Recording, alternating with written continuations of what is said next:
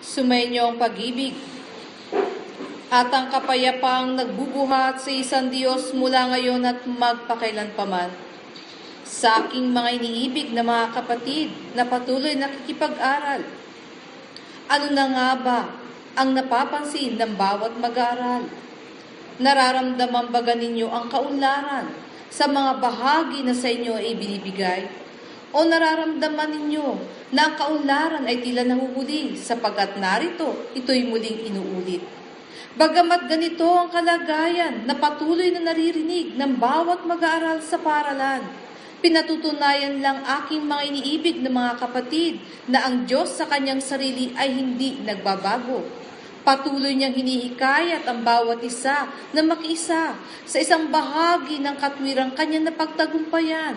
Ano pat ang paraiso ay nanatiling pangako sa bawat kaluluwa at sa bawat mag-aaral na narito sa paaralan.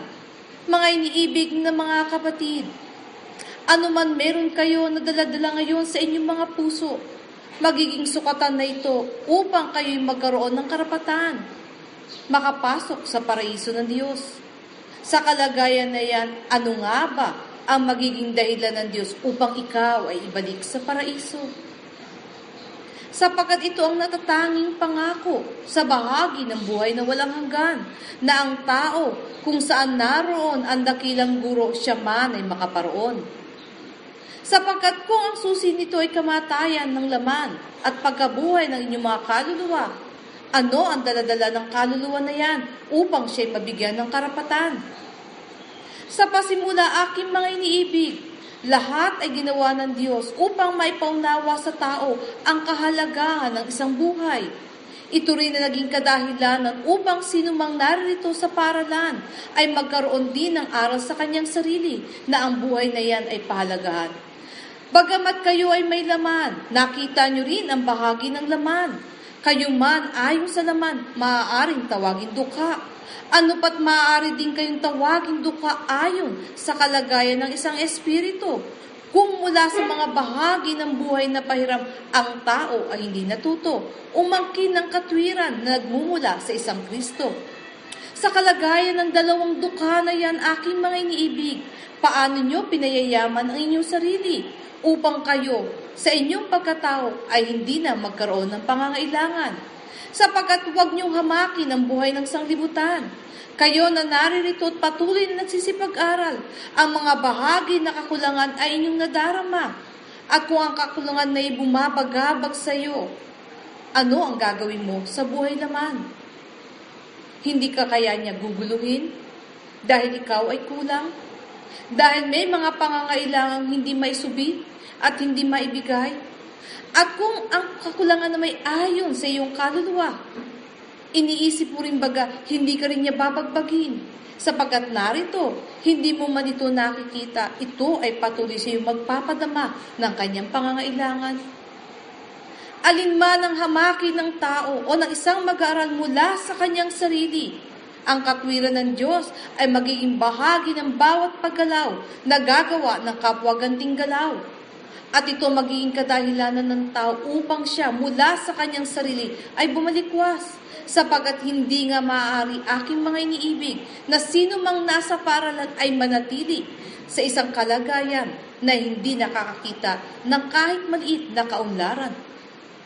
Sa gawi ng buhay na meron ng bawat tao, ayon sa kasukatan ng inyong katalinuhan na nakukuha nyo buhat sa pag-aaral, maging ito man ay ayon sa pagbabasa at paniliksik ng kasulatan, o ito may ayon sa karanasan sa bahagi ng pakikipamuhay, o ito man ay ayon sa sarili nyong pagnanasa na makita ang katotohanan at inyong sino-sino na ang inyong mga sarili.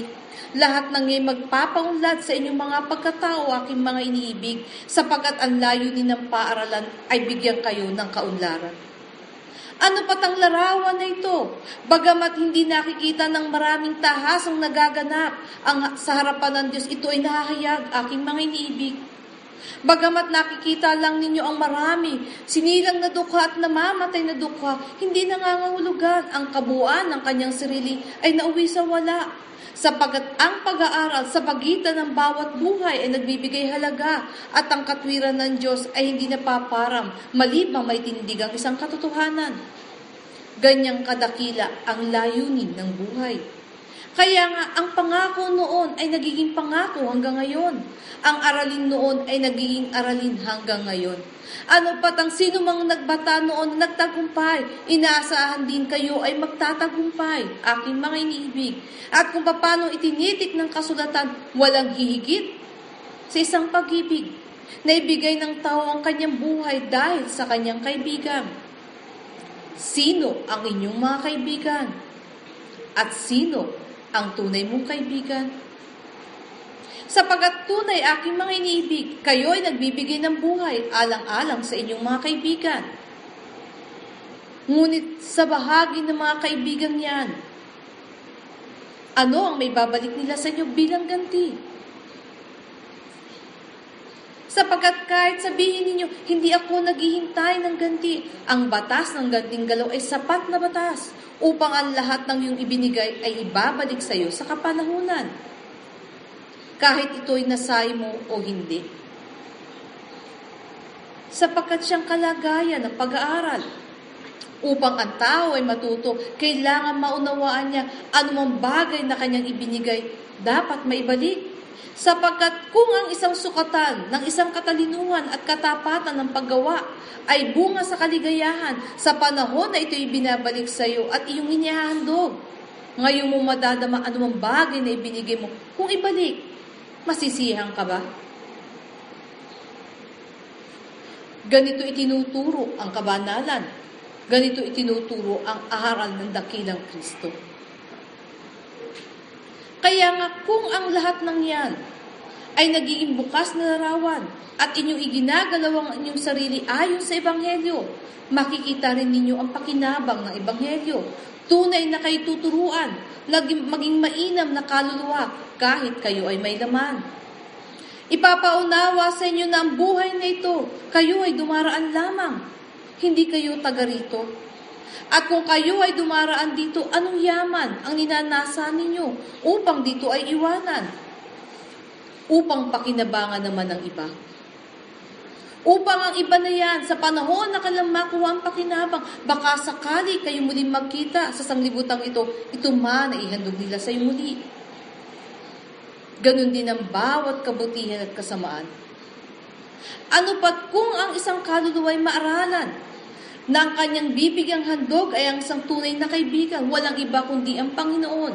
Ang Panginoon naman ay gaganti sa kanya kahit sa kabilang buhay.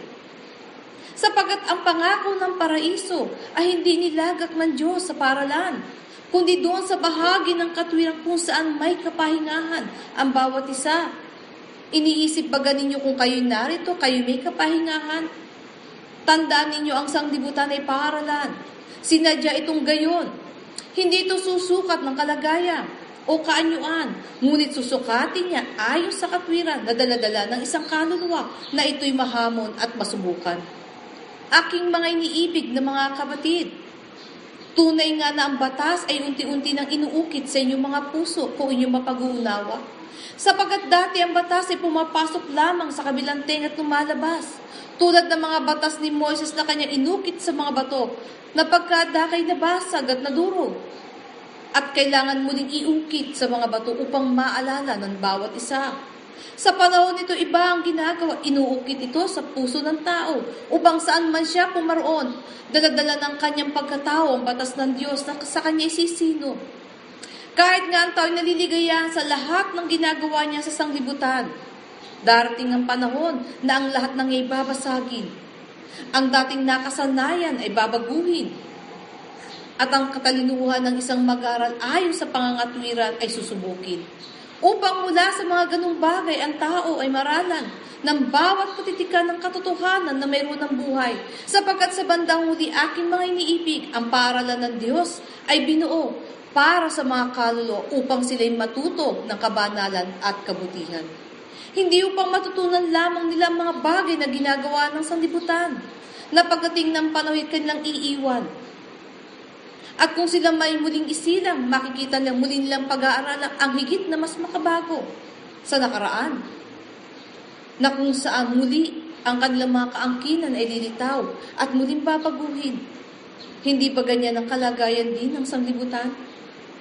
Kaya nga kung gaano kabilis ang tinatawag niyong pagbabago ayon sa teknolohiya, ganito rin ba kabilis ang naibibigay niyong pagbabago para sa inyong sarili, ayon sa pagiging tunay na tao sa harapan ng Diyos? Mga iniibig na mga kapatid sa paralan ng Panginoon, huwag niyong hamakin ang paulit-ulit na salita na nagpapaalala.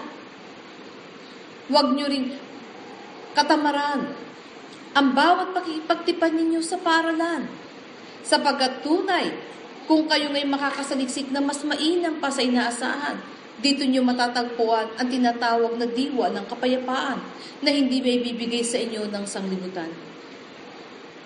Sino lamang ang makakaunawa ng bahaging ito? Sino nga ba ang nakatagpo na?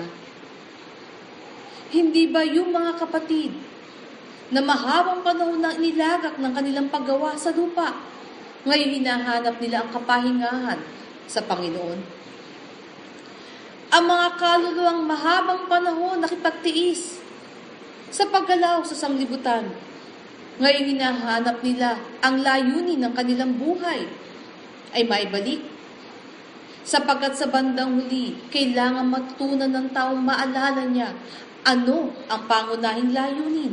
Bakit kayo nasa paralan?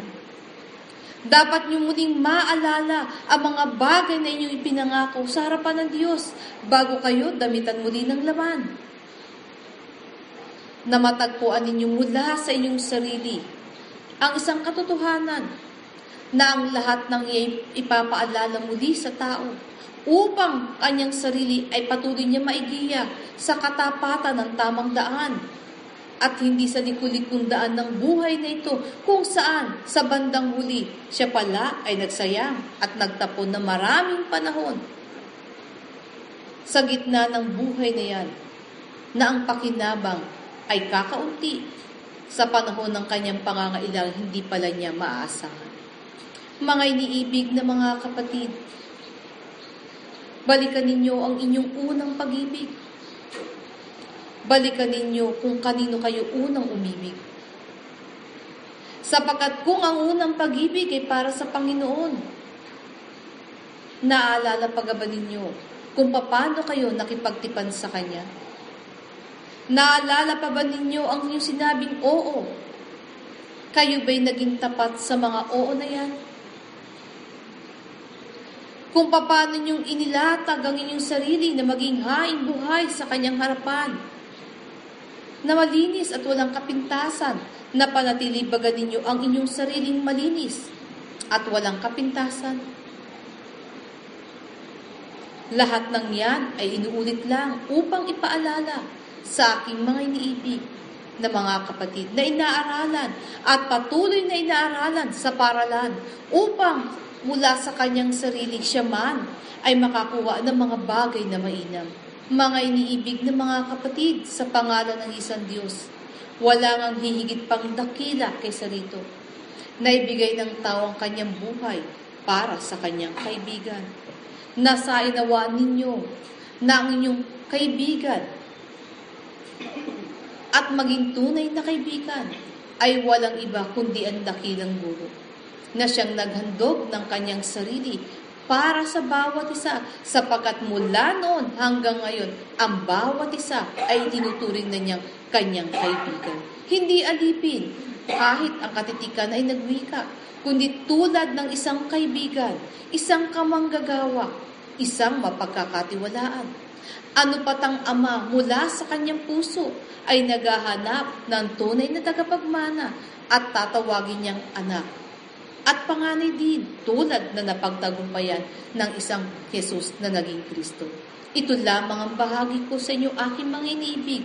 Muli, ang aking handog ng pag-ibig at ng kapayapaan ay aking ibinibigay sa bawat isa mula ngayon at magpakailanpaman. Paalam.